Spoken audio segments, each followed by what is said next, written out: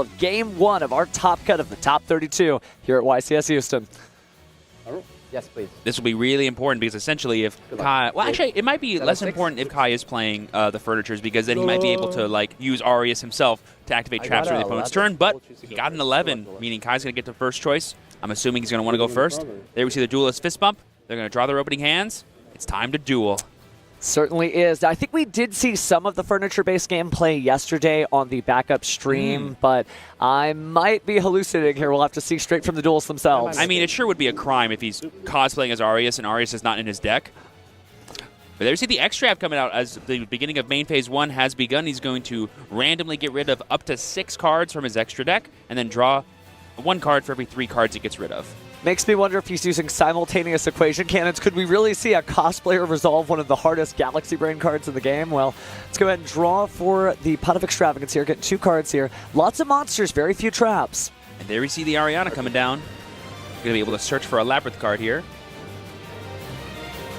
So as we shuffle through, we do get to see that it is a very monster-heavy. Yeah, there's Kuklok. That shows that it's definitely going to be the combo Labyrinth version. You can tell Kai is excited. He's done this time and time again. He's going to use that Kuklok's ability to be able to activate a trap card this turn.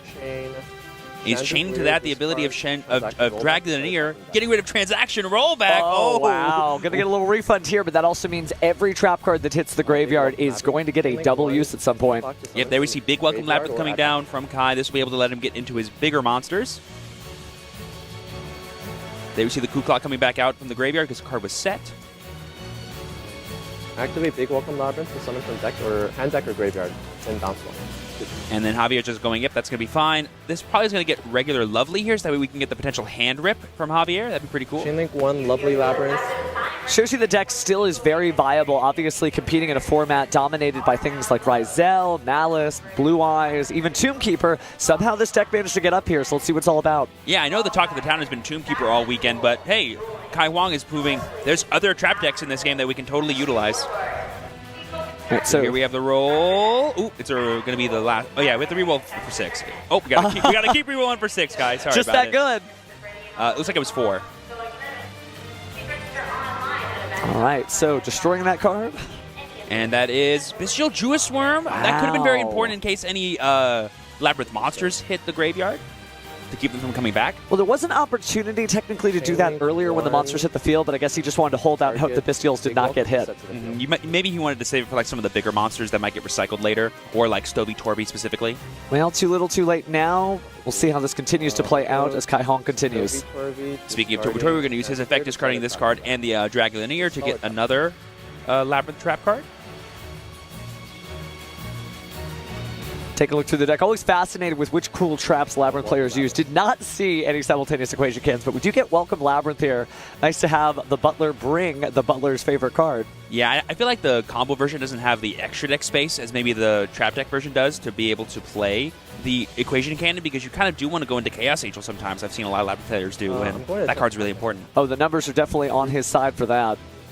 Oh, you're going to cut? Oh, I think Kai just said pass turn. Look at that. He's like, I got my 2 face downs. I'm ready to go. Yes, sir. All right, so let's see how Javier gets into this duel. He's got that Lucky Jinzo hoodie. Let's see if he can beat down the trap deck. Stand by me. Yeah. Going to his main phase 1. I feel like for this kind of board texture, he really needs to worry about specifically the Lovely and then the potential of a Lady coming out of Kai Huang's deck. Just trying to think about all the potential interactions we might have. Well, you are a Malice main yourself. What are you most worried about when you're going up against Labyrinth? Is it just the fact they can keep clearing the monsters off your field and sending them back to the hand? Well, it also like the potential for them to put trap cards in their graveyard and resolve them with rollback that I'm not aware of, if that makes sense, you know? Yeah. Because it's really possible that we could see something wild like something that like stops us from summoning or banishes our cards before I'm able to bring them back. But here we see the Lady coming down. This will be a really interesting way for him to get even more trap cards that are pretty much all throughout his deck, and we don't know the kinds of potential techs he could be playing, much like how in the Tombkeeper deck you can just play any one trap card you want thanks to Temple of the Kings. Kai can play so many one-of tech cards that, depending on the matchup, could be really devastating. Well, we'll see how this game continues. The other thing that's kind of interesting is, depending on your Labyrinth matchup knowledge, some people do not interrupt the when effect of Lady Labyrinth of the Silver Castle. Oh, Some people do that, so they kind of overcommit in order to keep those resources from getting away. But let's see what happens here as we just use FIENDSMITH track to add Fabled Lure and likely discard it so we can grab it back. Something really important about this interaction is that Javier chose to shotgun the Fuelos and sort of force Kai to activate the Welcome Labyrinth before maybe he was waiting for a more opportune time to do so. And so now if he does summon any more monsters during Javier's turn, he'll get extra draws. No response. So no response there. We're going to go ahead and link summon here into FIENDSMITH's sequence. Or excuse me, FIENDSMITH's Requiem. Just the other machine here. Or I guess they're not really machines, but they're like items that have been created by the FIENDSMITHs. He definitely is a busy engraver, that's for sure. So busy is going to be coming into play right now so we can get the send. That could be a really fun way to force the big welcome. No, we're going to get the Lacrima. Well, Lacrima can also get engraver, I suppose. Yeah. And she is going to get the engraver. So play kind of settling down here. Both duelists kind of relaxing on the tempo here. And then, yeah, I feel like, honestly, this could be, if Javier plays it in his deck, a Chaos Angel line to be able to banish some cards. But I believe the lady protects things from being targeted, correct? Or just herself? Herself if there's a set card. Right. But other cards can be. Correct. And she also can't be destroyed by card effects if there's a set card. So that could really come up during open game states. Yep, so here we see Necroquip Princess, one of the most honorary FIENDSMITH cards if I ever saw one. Beautiful card, too, by the way. We're taking a look at the art, and that is not just, a one-of. Oh, wow. Ooh, Dominus Impulse on that engraver, effect to summon back, shuffling back to Lurie. That still happens, but the engraver does not come back to play. This could be huge if Javier does not have a Malice name because he's kind of denied a Link 2. And we definitely didn't see the Dominus Impulse coming there. Of course, it is a normal trap card and could be used later in the duel with Transaction Rollback. And in a deck that's all darks, it's really fine to just activate it from the hand. No big deal. Isn't Chaos Angel also a dark? I believe it is, yeah. Wow. So just perfect attribute lining up. There we see Malice and Underground. That's actually really huge from Javier. I don't know if Kai has a way to stop this because he's already used the Dominus Impulse. No response. Really important to note that Javier has not really revealed that he's on Malice against Kai Huang specifically, so he probably didn't see this coming. If he did, he might have saved that Impulse for one of these Malice names summoned back from the graveyard, from the Banish Zone. We may have seen Javier on stream, but when you're actually entered in the YCS, it's kind of difficult to watch the feed. Here we see Transaction Rollback. I believe that means Kai's going to be paying, I believe, it's 2,000 life points or half of his life points? It's half the life points. Half life points. Going to go down to 4,000. And then White Rabbit's going to come down as Javier's normal summon. So Transaction Rollback copied the effect of Impulse to stop Dormouse from being summoned, but we have White Rabbit in the hand. Makes perfect sense that this is going to be kind of an awkward matchup for Javier because those normal trap cards do trigger the effect of Lady Labyrinth of the Silver Castle. So every time you're trying to activate that, you also are risking one of those cards being set. Here we see the GWCO 6, which could get you access to that Dormouse and you can use its effect to banish. That'd be really huge for Javier to keep playing, but like you said, it is a normal trap card. It's kind of a weird interaction there. You're like, oh wait, I'm helping my opponent. This is awkward. Yeah, unfortunately, you wouldn't be able to chain block with Dormouse because it would happen on a separate chain link as an ignition effect. So Javier takes a look through the graveyard here, thinking about the extra deck. We are going to go ahead and activate the GWCO6.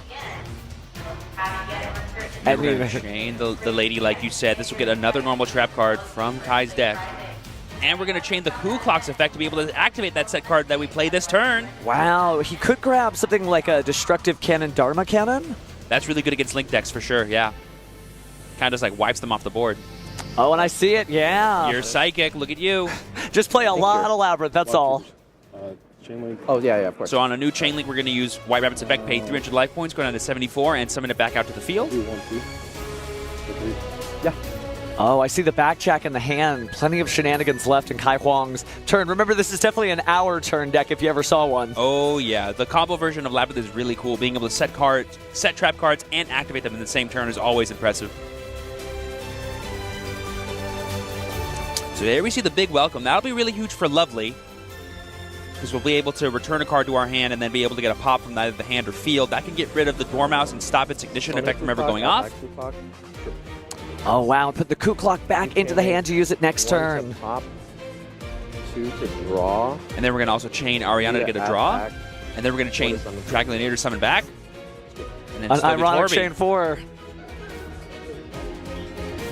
Ooh, that is a crazy chain there from Kai. I'm going to pop. No, I'll drop it. I think you just said pop Dormouse. Is that what I heard? Well, he has to draw first because, remember, Lovely does not target, so he still has time to make decisions. But the 100%. Dormouse is going to go. All top hand, so it's Revealing that pretty he drew the extravagance. I like how he looked at us. Yeah, he was like, this is for you guys. Thank you, Kai. I appreciate you understanding the show's happening. It's heads tails. Oh, he chose the hand, and he's going to just randomly pick one. Yeah. Sniper. Oh, and he went for the coin! We love a coin. Don't get a lot of coin flips in Yu-Gi-Oh! These days, so nice to see it. What a showman. But Javier still is putting in work here. Oh, and he's going to concede. Ooh, Wow. he doesn't want to reveal what that card was, and he wants to give himself as much likelihood as possible to win this game on the following turns. But amazing Let's go to game 2 of the top 32 of YCS Houston. This very well could be Javier's last game here at YCS Houston, but he's going to do everything in his power to make sure that is not the case. Let's see how it goes. It looks like he has chosen to go first. They're in the main phase, it looks like. Seems like. Starting off with FIENDSMITH track, that is a great way to start off, especially with your Malice cards in hand potentially as well, to be able to guarantee any Link 3 plays while also getting some resilience against things like Nibiru or force your opponent's hand. Taking a quick look at the hand there, it doesn't seem like there's anything to set up an elaborate trap play on Kai Huang's side. I do see Arias, the Labyrinth Butler. Looks like maybe a Shendrag Lear, but nothing that's really going to get anything done right now. I didn't know there was a Yu-Gi-Oh card that's also a mirror. That's so neat. Kai's just looking at himself in his hand. How funny. Oh, good stuff, good stuff. But speaking of good stuff, looks like things are turning up for Javier here as he brings out Lacrima the Crimson Tears. Yep, this will send the Engraver. We saw this in Game 1, but now it might be a different story. Rather than trying to break a board, we're going to be building our own in the process. Engraver being sent here, I imagine it's going to be quickly summoned with the Swiftness, putting that Lurry back into the deck to be used later. Both of these decks are designed for long grinds. Many duelists, as they choose, if they're going to play like a pure Ryzel deck or maybe a Ryzel FIENDSMITH deck, the FIENDSMITH deck gives you better plays as the duel continues. But if your opponent does the same, then you're kind of in trouble. Ooh, there's Kai setting the Trap Trick from his hand. That may as well be any trap card in his deck, I'll tell you that much. And it can be activated this turn. Thanks to the Arias' effect. And then the trap it gets can be activated this turn from Trap Trick. This is still anybody's game. Yeah, Durham Karmakan, like you said, is more than on the table, so Javier needs to be really careful when he summons his Link monsters because they are not safe. So there we see the Lurry going back, and we're getting the Engraver. Last time we saw this go into a Necroquip plus an Engraver play to try to go for a Link 2 play. Let's see if he goes down that line again, but this time is uninterrupted, hopefully.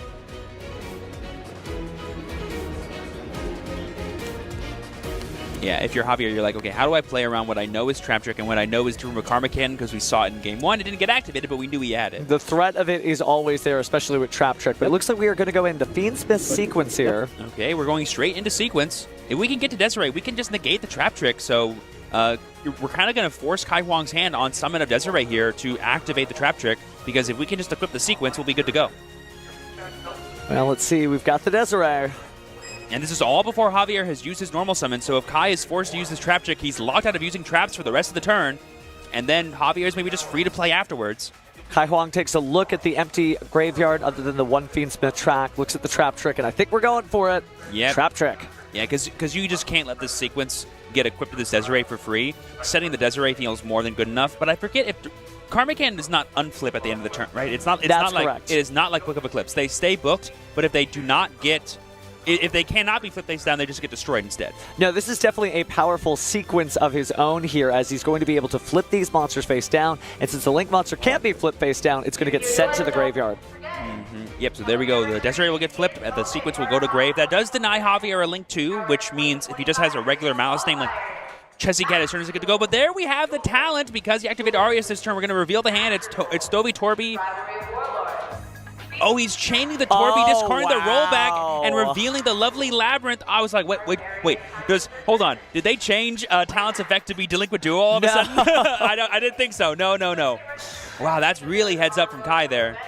And then we're going to be able to set the Big Welcome. We're revealing the Lovely. The Lovely gets shuffled back in the deck, but Kai has no problem with that. He has Big Welcome for his next turn, but no cards in hand. His turn hasn't even started yet, and he has 0 cards already. Well, we talk about looping of the hand, right, using card effects to go ahead and discard card after card after card. Kai Huang did to himself, but he's got a stacked graveyard, plenty of great effects in there, and a very powerful trap card at the ready. And the only thing Javier can do is set. I think we're going to see a pass after this. Oh, no, you forgot it's a Malice deck. That's true. Setting a card is basically showing I have the nuts. That is true. That is true. All right, so getting the Malice P Dormouse here. Let's go ahead and banish the Malice White Rabbit. Yeah, this is an age as old as time right here, this story. We're going to go White Rabbit. White Rabbit will be paying the major life points to summon itself. We're going to be setting another trap card from deck. I wonder what that face down is for Javier. Paying half your life points to go ahead and redo the card mechanic again with the transaction rollback. That's right. Trap Check only stops you from activating traps in the field, doesn't it? It does not stop you from using effects in the graveyard. And we're going to be reactivating that card mechanic, it looks like. Flipping it face down. And you cannot link summon using face down monsters, unfortunately. No, you cannot. They'd have to make a Malice Fusion monster, but we'll save that for 2030. Oh, Javier's asking how the chain would resolve, I think. Because if he's able to have the set card and then, like, on a new chain, rollback will copy Daruma Karma Cannon, he can chain Judicial 6 to that. That is true. But I don't think that's how it works. I believe rollback, when it copies, will just use it as, like, chain 2 here. It does use it in the same chain link. That is correct. Yeah. It replaces that part of the chain link with the effect you copied. 100%, right. So that means Javier is just debating here what face down he should go for. Because if he gets rid of his Malice monsters being booked, means they can't be banished with the trap cards either, unfortunately. Because I believe they need to be able to know their Malice monsters. They lose their Malice name tag, that's for sure. Ooh, double rollback was Kai's hand. You mentioned, like, all Kai really needs on his turn is a way to activate some powerful trap cards, and he can totally stymie Javier, and we're seeing it right now. Just incredible play there, and still has the Arias, the Labyrinth Butler, in the graveyard, able to special summon himself to the field. Yes, literally. He'd be like, I'm going to summon myself. Is that okay? Is he just going to stand on the table then? Well, I did Trap Trick. That's what I'm saying. Oh, maybe Trap Trick does? No, it should just be the activation. I think it may be just the shuffling of the deck here. Yeah. Yes, exactly. I went back in on stuff, is what he meant. I was like, no, you can activate your rollback. You already did it. Definitely a dizzying duel, that's for sure. We're going to draw. Did we just draw the Lovely? I think we got the Lovely did we just back. Draw the Lovely? That's a little unfortunate there for Kai. Not helpful. This is funny. Now, it is worth noting that, on Javier's next turn. Oh, he's revealing. We said this is funny. I think he's about to special summon it from his hand. Oh, maybe not. You definitely want to get Lady here so you can get another trap card, surely, right? True. Oh, but the Ariana for the bounce. Of course. Yeah. I forgot Big Welcome always has to bounce, and if you have no cards, it's got to come to you. But he does get to normal summon now. Yeah, and it's Ariana, one of the best normal summons in his deck. And Torby will coming out because the card is added back to the hand due to a trap effect. Feels like you're never down and out in Labyrinth. You're just one furniture piece away. There's all this advantage, and we're just seeing so many recycling of resources all throughout this tournament. I feel like the grind game has been ever present during this event. We go through sort of different formats where sometimes it's all about establishing a field of monsters that say no. I love that this format is about just playing and playing and playing. Yeah, it's more of a format of, oh no, I'm going to keep going anyway. So we're going to keep going. Take a look at the graveyard there. Not too much of interest really on either side. FIENDSMITH tracked active on Javier's side and some traps that could be used with a transaction rollback. The Big Welcome Labyrinth can't be used this turn because you can only use each effect once per turn and only one of those effects once per turn. Kai does need to be a little bit careful here because I'm not sure how he outs the face down Desiree, because even if the Desiree does get like destroyed or something and sent to the graveyard, Javier will be able to send one of Kai's cards to the graveyard in response to that. Absolutely. So that could be a really good thing for him. Well, hopefully this is a question he has asked himself at some point during the tournament. Yep, so now we're going to grab Lady here. We already activated Labyrinth effects. That's coming right out at Kai's pleasure.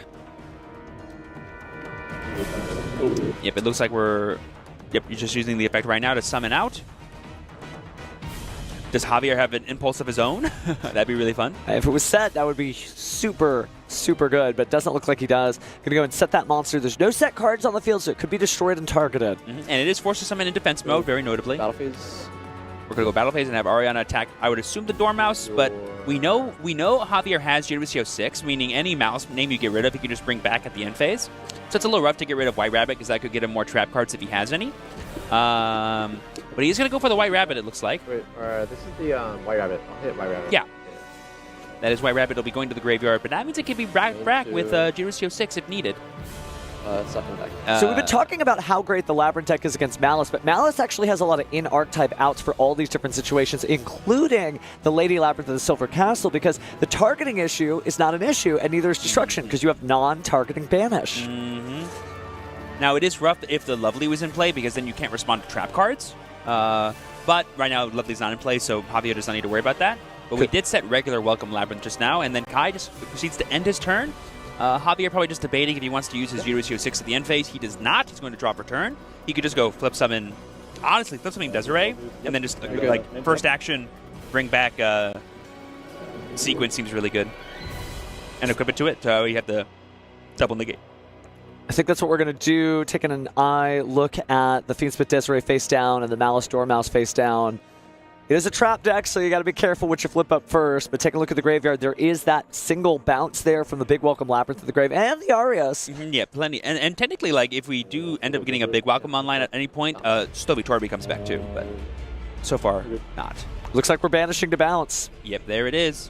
Does mean Desiree could come back. Summon out. But without any other Fiendsmith cards being able to put back that sequence, this could be really rough for Javier. There we have Torby coming back, like I said, because a card was bounced due to a trap effect. And then we draw a card. I think that was another cannon. Not the best to have in this situation, because unless he has another Arias access, he won't be able to set it this turn. Well, Javier may be able to run away with this duel by just punching through with this Malice monster, so we'll activate the effect of Malice P. Dormouse to banish one Malice name. Yeah, another really good card, specifically in the Malice deck for this matchup, is going to be White Binder, because you can banish all of the Labyrinth cards. Traps, monsters, doesn't really matter. They're all victim to the Queen. That's good. Battle of two queens, I just realized. Yes, the Malice Queens and the Labyrinth Queens. But here we have Chessie coming down. This could just be the last name that Javier has besides White Rabbit and Dormouse, because this deck plays a much smaller Malice engine, notably, than other Malice versions. But if he does have another Malice name in hand, whether it's a spell card or a monster, he could represent a lot of strength here by getting a free draw too. And I realize we haven't seen a Bystial in a long time here, so maybe running a slimmer Bystial package as well. Certainly helpful to maybe get rid of that Arias and have another body on the field, but nowhere in sight. So Javier taking a look at that face down card, thinking about it, and yep. Ooh, it's the MTP07 to be able to search for that Malice name that he needs to either summon from hand or banish and get more value. That's going to be really huge if Javier can resolve this. Chain to set a trap. It is a normal trap card, so he's going to be chaining the Lady effect here to get another set face down. Just a very weird match for sure. Something that certainly is going to be common, you know, as the days go by. Labyrinth isn't going anywhere. There's always one really good Labyrinth player at every YCS. They don't usually look this fashionable, but they're definitely out there. Yes. So there you see the Dormouse being added with this MTP07. Because there is no Malice Link monster in play, you will not get the non-target banish, but you do get a free Rhoda, essentially. And now, I think because we haven't used Dormouse's effect to summon from the banish this turn, we're going to use Chessie Cat here to get the extra body on board and get a free draw too. Maybe draw some of those Bystials you're talking about, which would be really useful for Javier here for either extending or stymieing his opponent. This match is far from over. Well, Javier keeping the cards close to the chest, didn't get a chance to see what he drew, but we are going to pay $300 to bring the Malice P. Dormouse back. Yeah, if you're a Javier, do you try to go for a straight Link 3? Oh, but Kai's not giving him the option to. He's going to go straight for that Welcome Labyrinth to summon. My assumption is it's going to summon from the deck here. Yes. This could be, what, Ku-Klok? This could be, oh, it's going to be Arias. He's going to summon himself the hard way. Just walking up on the table there.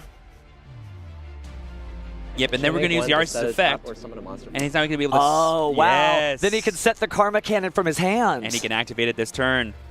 And Javier does not know that the card he drew off Ariana is Karma Cannon. I was like, how is Kai going to get access to another Arias this turn? Duh, he can just add it from his deck to the field. There it is. But notably, Javier has not normal summoned. But, to my knowledge, he also has no other Malice names that can be summoned from deck, but he does have the GWCO6. We didn't see what he drew. Maybe he's lucky enough to have gotten another Malice name? For a normal summon, for sure, yeah. Or Engraver. Yep. That'll do it. Engraver is more than good enough. And it is worth noting that all of Kai's monsters did get booked as well, and to my knowledge, he has no more floating effects because the other effect of Big Welcome has already been activated, and I believe you can only use one effect of Big Welcome per turn. That is right. So that set one is not going to be doing anything. So if Javier can go to a full Fiendsmith combo line and set up Desiree again, like you were mentioning earlier, that could be really huge for his follow-up. I like that. Sure. And we have tracked as well. Okay, this is going to be a full Fiendsmith board here. That was a really good draw off the Chessie Cat for sure. We've got about 19 minutes left on the clock. Kai down on life points. It'll be interesting to see if he goes ahead and calls it in or decides to go the distance on this one. Because again, single elimination. The rules are a little different. Yeah, this definitely feels like a Desiree Gambit to me. And Javier might try to also end on being able to go like GWCO6, summon back the White Rabbit, and then use the sequence that he summons off of putting it back with Engraver to go for White Binder, banish all of Kai's follow-up, and then go Desiree, re-equip the sequence, and then attack, and go, your turn, Kai. I have a negate plus a White Binder. Over to you. Well, let's see what he definitely passes into. Yeah, we are going to go ahead and use the Requiem now. Yeah, it definitely feels like we're going to go back for that sequence, for that Lacquer that we set back earlier. We're going to use... Not going to use the Effectus? Yeah, we're going to probably send something like Paradise, something like another Engraver could be really good. There we see the Paradise. Javier is setting up his responses and all of his interactions that he might need to stop Kai from being able to do anything on the following turns. Well, this is definitely Javier's window, right? If there were ever a time to play the Yu-Gi-Oh! Trading card game, it's now. You're not going to get another chance to catch Kai off guard without the ability to activate any of these traps or his monster's effects. Everything is known. He just needs to figure out what he thinks is best here for moving forward. Yep. Okay, here we're choosing the GWC06. Maybe you want to go straight into like maybe a Haggard and make a play that way. Oh, you know what? Maybe Javier thinks he has a line for going for game, because if he can set up Cryptor... Dark. Wow. Oh my goodness, that's right. He's like, he gets a dark deck right now. Talk about stealing your opponent's monsters, and we take the lovely Labyrinth. That's pretty awesome. That's good. And the effect to set the trap card. And he can control Fiends in this deck. This is so cool. That is so amazing.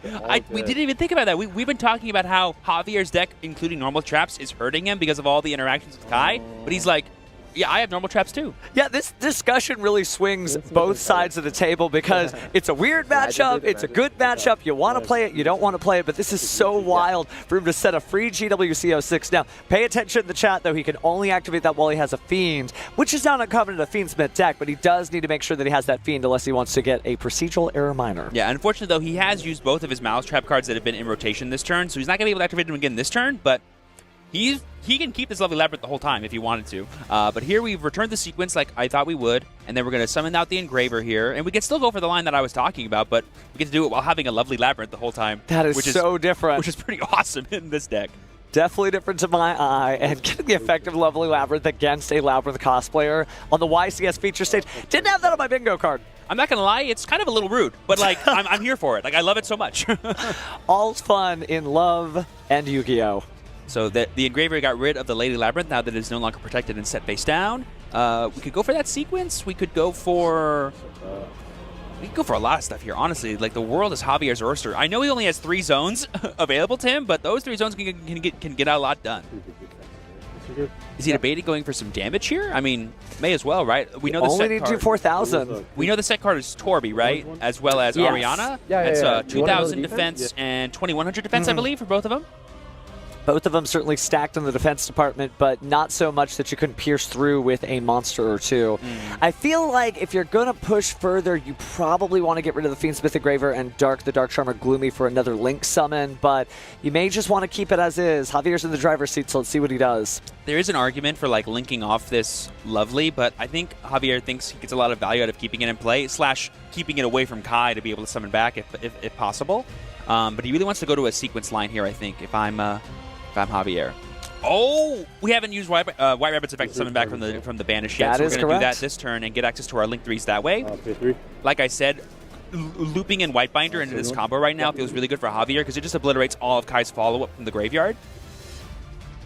And with only 2 zones free, he is making that Link 3. Plus, it also gives Javier the ability to set both of his normal trap cards again. Having MTPO7 and GW6 in rotation is all the follow-up he needs. And that's going to be really good here. So yeah, we're Link 3 summoning, just to double-check for everybody. And he's just deciding which Link 3 he wants to go for. I guess he could go for a Red Ransom, but no, White Binder seems so good right here. I totally agree, Javier. Just to rifle through the graveyard. Kai finally calls in his chip, so we got 14.5 minutes left on the clock to go into a 3rd game. Honestly, after seeing Game 3 of our top 32. A top 16 finalist will be decided here and now. Will it be Javier or will it be Kai Huang? Good luck to both. Imagine Kai was like, no, you can go first. Now, I saw quite a few spell cards here, so let's start off with Pot of Extravagance. Yep, beginning of main phase 1, we're going to banish up to a maximum of 6 cards and draw 1 card for each 3. Top or bottom? Top side. Just going to take 1, 2, 3, 4, 5, 6. Kai's like, let it be 2 good ones. Well, we did lose some Chaos Angel. Showing it to the camera. Thanks, Kai. Of course, the cosplayer knows how to play the show, right? Making sure we know everything. Wow. Ooh, but we did draw 2 purple ones, which makes our life a little bit better, probably. Are you a purple trap person or a pink trap person? That's an age-old debate. They're definitely purple. Or we discard just from deck. It is called Herald of Purple Light. Very true. They were discarding an extra copy of Extravagance to use a furniture. I believe that's Stovey, but it could be Drag Linear. I'm not sure.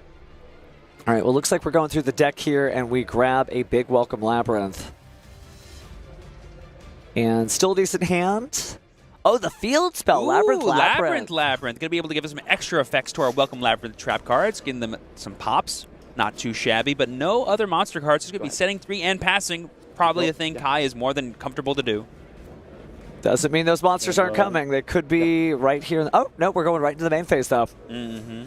Now, what's great about the field spell is it gives you almost like a Ryzel detonator level of control, right? You're not only getting your game plan on, but you do get to destroy your opponent's cards before they get to actually get materials on the field. And here we go. Javier starting up with the Fiendsmith side of his deck, as always. Going to be sending that Engraver to the graveyard and getting tracked. This is really huge. This is definitely how you want to start off. It gives Javier access to so many resources, and again, potentially an early Desiree and a sequence. I think I saw an Artifact Lancia in Kai's hand. Ooh, interesting. That's incredible there. He mentioned it earlier. He was surprised his opponent didn't have it, but I guess he drew into it, and now he might be ready to use it at a moment's notice here. I mean, there is something to be said about, okay, first of all, Javier's grabbing Lacrima as his card off track, not Lurie, meaning he probably already has Lurie in hand, or he just really wants to normal summon this card and nothing else. We're going to be sending the Paradise from our hand to the graveyard. Very heads-up play from Javier here, getting that extra interruption already locked in. It also means he drew it in that opening hand, so he definitely wanted to get rid of it since he wouldn't be able to with Lacrima. 100%. Now we can use Lacrima here to send another copy of Engraver. Probably would be the best option here. Just get plenty of names for rotation and follow-up. Makes a lot of sense to me, because now if we do end up going for a Desiree, we have plenty of material to summon it. And then here we can go for Requiem. Weirdly, Requiem could, in theory, I guess, summon out Lurie, or does it? You know, you can only summon Fiendsmith cards, right? That's correct. Yeah. That's correct. I was like, no, that one doesn't. It requires Light Fiends. It doesn't summon Light Fiends. They play well together, but not that well together. That'd be funny if he did do that, though. All right, so here we see the Requiem going away. Gonna get the 3rd Engraver potentially. That's the only thing I could think of that's a target. Yep, there he is, the boy. And we know the Fiendsmith cards recycle themselves pretty well, but it also means that if there's any draws in future turns, you're not going to draw anything redundant because you've kind of used up most of your Fiendsmith engine. And this is also kind of a way to check Kai to see, you don't seem to be stopping anything. That's interesting. I guess I can keep playing. Sure.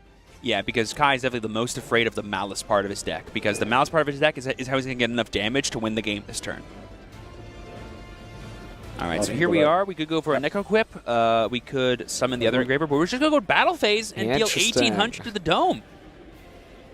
Looks like our life points may need to be updated there because that is first damage. Yes, well, actually, it looks like on Detect Declaration, we're activating Welcome Labyrinth, so it's still 8K to 8K for both players, for those watching at home. But there we see the Welcome Labyrinth, which has the added extra effect of being able to pop a card now, thanks to Labyrinth. And it doesn't target, which is really going to help here. And we have the lady coming down. Pick me if I want to pop. Sure. He's considering leaving the Fiendsmith Engraver on the field and just getting rid of the Requiem. Oh, but he doesn't destroy it at all. Interesting. Probably doesn't want to have the Requiem back in graveyard, I suppose. And the Requiem can't do very much. We've seen how agile Lacrima is by throwing the Requiem back out and then just continuing turns from there. But it's not like you're really doing anything with the Requiem because you cannot target Lovely Lady. This might be the one time that there's an issue. Excuse me, Lady Silver the Scale. Yes, Lady the Silver Castle. Yeah. Lady, they're both ladies and they're both lovely, so we can get them mixed up all the time.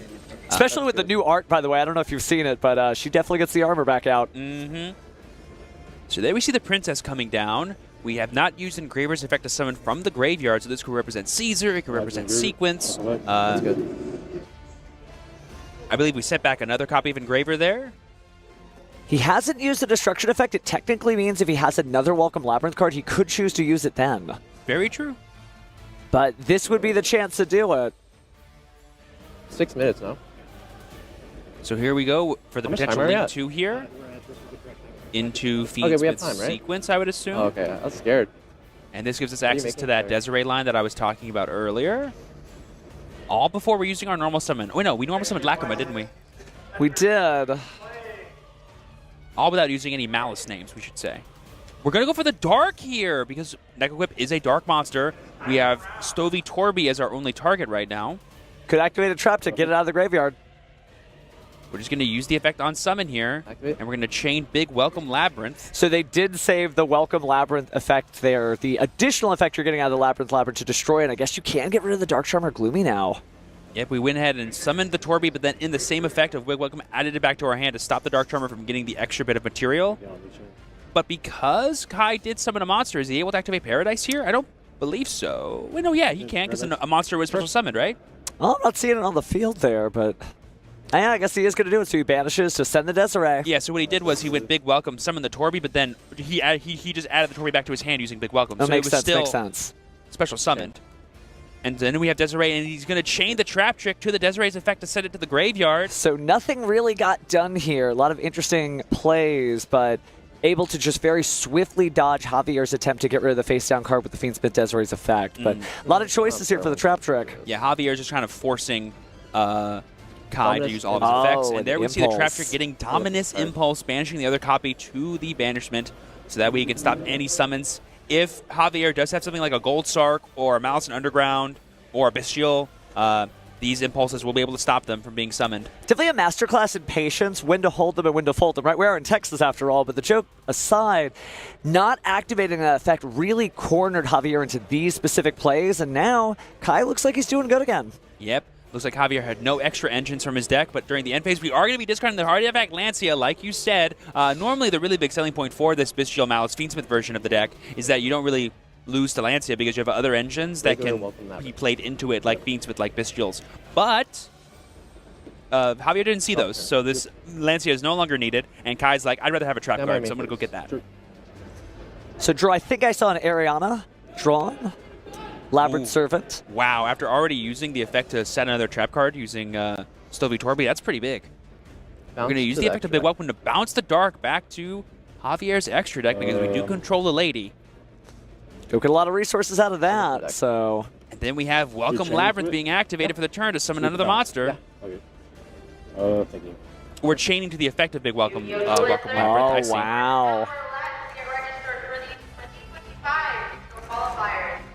So just to reorganize this, activate Big Welcome Labyrinth, banish from the graveyard in order to target Dark, then chain Welcome Labyrinth because there was no response, and technically can also chain Lady Labyrinth, the Silver Castle. Bestial Baldrake is going to try to banish something from the graveyard, but we'll see Dominus Impulse to stop that. Now, Infinite Impermanence is going to chain, but you can still chain the Infinite Impermanence. Basically is triggering the Lady of the Silver Castle, so everything still came out Kai's way, expertly cornered. So yeah, chain 6 is Lady to set, chain 5 is Imperm, negating Lady.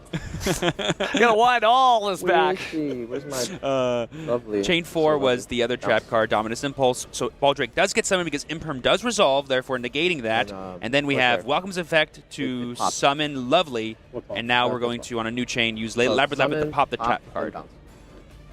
Or sorry, the set face down for Javier. Wow, just really skillful, and using the additional effect to finally destroy a card, almost making Javier forget that that was a thing that the field spell did. Getting rid of GWC06 using Labyrinth. One to pop. And now we're going to chain Lovely to pop, and then we're going to also chain Stovey Torby and chain... Oh, it is banished, you're correct. Labyrinth. Just set to the field, sorry. So, set, pop.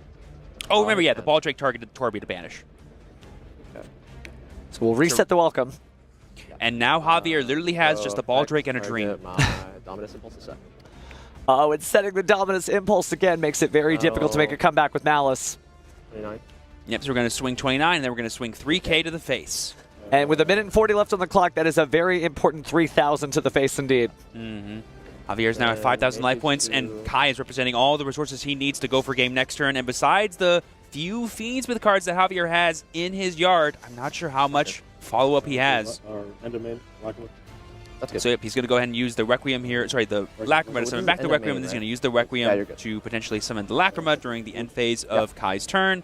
Get another send from the deck to the graveyard. Going to be getting rid of that Engraver once again. Just maximizing his chances to draw into Malice Engine, I would assume. Here we go, the Draw of Destiny. What is it? Summon from deck. In draw phase, we have Labyrinth again. He'll be able to pop here if he wants to. Sure. There we see Daruba Karma Cannon because of Lady's effect to set it from the deck. Summon pop. And there we see Ariana, and the pop will be happening on Lacrima because of Labyrinth. 1 to pop. Just always in control. You got it. All right. And then we have Lovely's Effect Ascend from the grave, and Javier scoops it up with no cards in hand and no cards on field. He has no hope of winning the game. Kai Wang advances the top 16. Kai making history here, I think, is our very first cosplayer getting this far in the tournament. We've seen plenty of cosplayers, myself included, but this is a person who is in it to win it. Labyrinth is not